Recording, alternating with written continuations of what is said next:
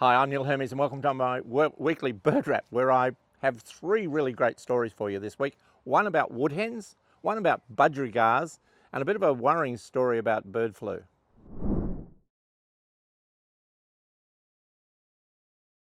Hi, I'm Neil Hermes and welcome to my weekly bird wrap. I'll start this week with a story about budgies. Budgerigars are the most amazing Australian little parrot, well known internationally around the world because they're often kept in captivity, and many people will know them as white birds or bluebirds or a whole variety of birds. They may know them under the name of parakeet, but they're the Australian budgerigar, which in the wild is a green and gold coloured bird.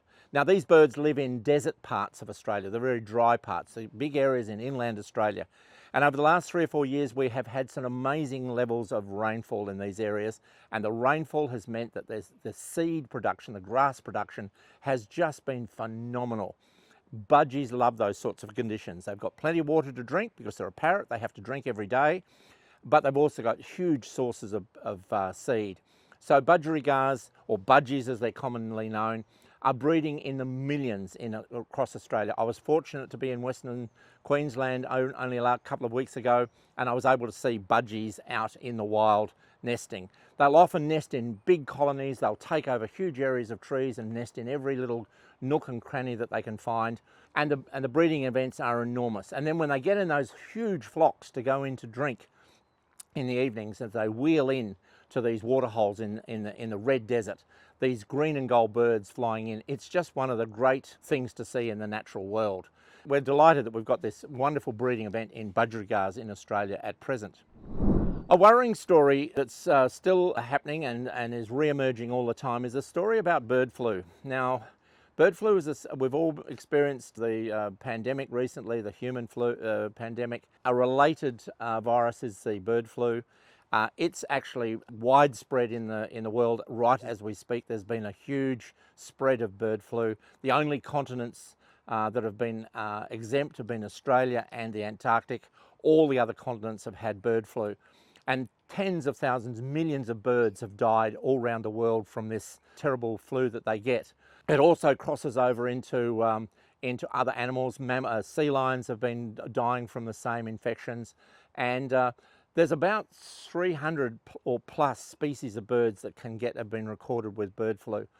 And it's usually in birds like ducks that inhabit areas around human well, where it's a threat for humans is where it's in ducks around human populations. When it's in the forest or out on the sea coasts, it's not so much of a threat to humans. So whilst we worry about the birds, there's also this threat that bird flu could cross over, as some of these viruses do, into a human population. There was one instance in Cambodia where this has already happened with bird flu.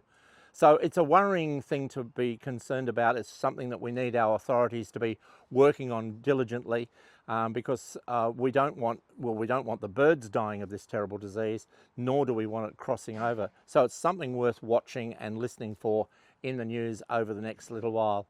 And sadly, it seems to be rampant at the moment.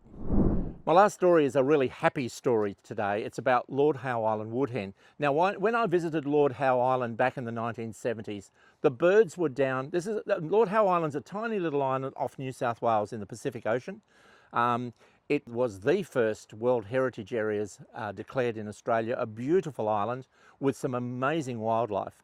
And one of the species of wildlife, the Lord Howe Island woodhen, which is a flightless rail, was reduced down by introduced predators to less than 30 birds back in the 1970s. There was a campaign to protect the birds. They put birds in captivity, they protected them from rats and cats, and they were able to get the population back up to around about 200 birds a number of years ago. But the rats were still a problem. There was wild rats on the island, and the authorities in Lord Howe Island have done this amazing job of actually removing a rat from an island. This is a remarkable achievement. They had to take the woodhens back into captivity to protect them from the poisons that might well have affected them as well. They removed all the rats from the island, and then they've been able to release the woodhen back onto the island. And they say that in the last year, the woodhen numbers have doubled on the island. So that's been an amazing amount of effort over many different projects to remove cats, to remove rats. over what's now 50 years to get the woodhen back into a safe situation. And anyone visiting Lord Howe Island now will be able to see woodhen running around on the island just as they did when the European first fleeters, Captain Phillip, and the settlers in Sydney in 1788, when they first visited Lord Howe Island and saw these birds back in the conditions that we would have seen them back in 1788. So a great story out of Lord Howe Island, and it's fabulous to know that the Lord Howe Island woodhen is now more secure than ever. I hope you've enjoyed those 3 stories today.